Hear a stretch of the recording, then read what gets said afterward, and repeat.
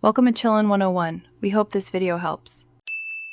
You start by securing a legal, safe area and putting on ANSI-rated eye protection. Safety first. Once done, charge the battery fully and pour the correct 7-8 mm gel beads into the hopper. Avoid overfilling. Make sure the magazine is seated and visually inspect the barrel for obstructions while confirming the safety selector moves freely. You want immediate, reliable function.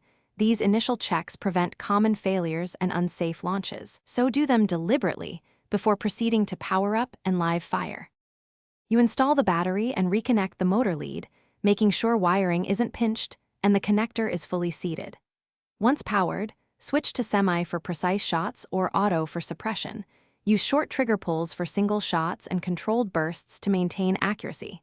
Then fine-tune the hop-up or alignment if your blaster has it, testing at 5 to 10 meter increments to check grouping.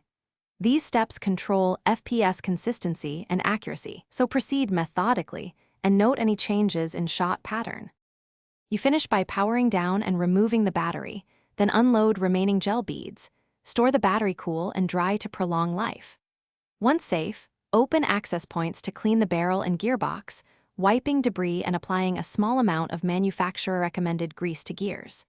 If you experience misfeeds or jams, check the hopper feed and magazine spring first, then inspect the barrel for obstructions. Replace any cracked magazines or worn springs. This final maintenance keeps performance consistent and prevents repeat issues. Thanks for watching. Consider subscribing if we helped you.